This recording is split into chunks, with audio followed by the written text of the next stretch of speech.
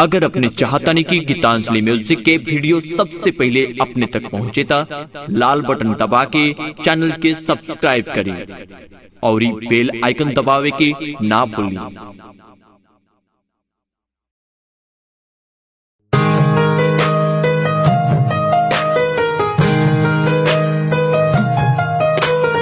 Music by Mahesta studio.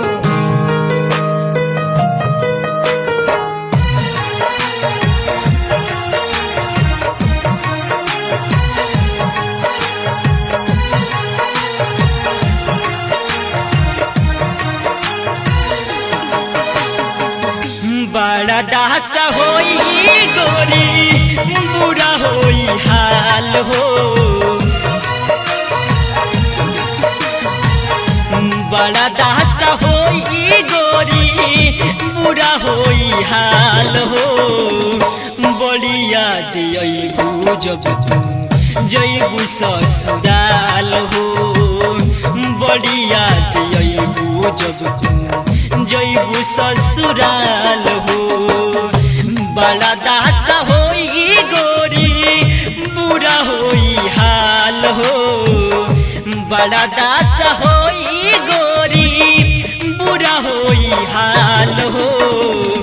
बड़ी याद अइबू जब तू जइबू ससुराल हो, बड़ी याद अइबू जब तू जइबू ससुराल हो।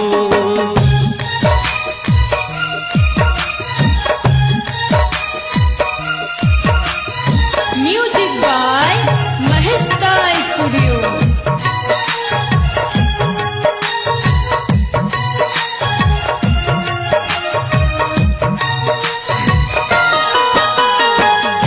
अपना तू साजन के बाह में सजइबू हो, प्यार करी है पिया तुहसे प्यार में खोजइबू हो।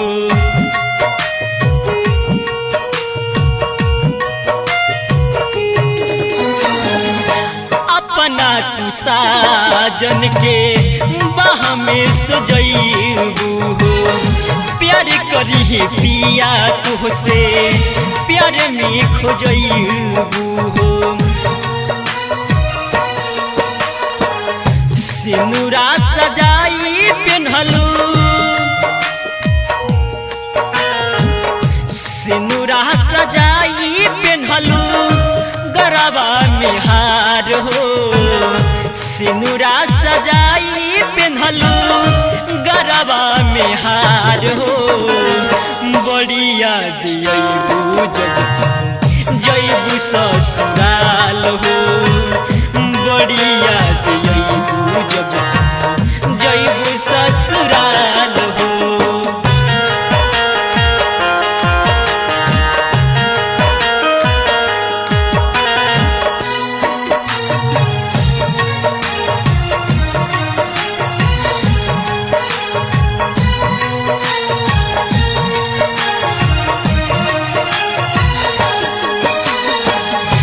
जननी न बारू तुहू बेवफा सनम हो, दे देबू दिलावा में इतना तू गम हो।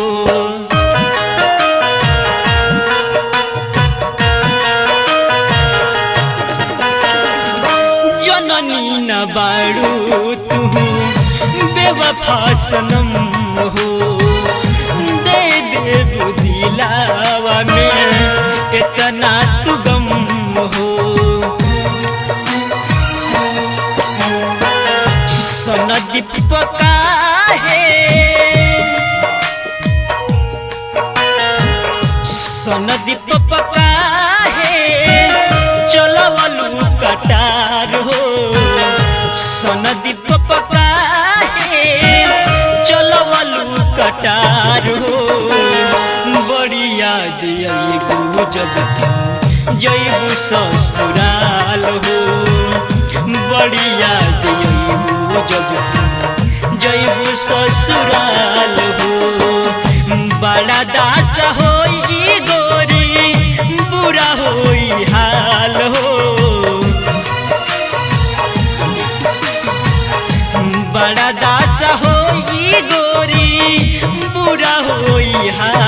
हो बड़ी याद अइबू जब जइबू ससुराल हो बड़ी याद अइबू जब जइबू ससुराल हो बड़ा दासा होई गोरी बुरा होई हाल हो बड़ा दासा होई गोरी बुरा होई हाल हो बड़ी याद अइबू जब जइबू ससुराल हो बड़ी याद अइबू जब जइबू ससुराल हो बड़ी याद अइबू जब जइबू ससुराल हो। Music by Mahista studio.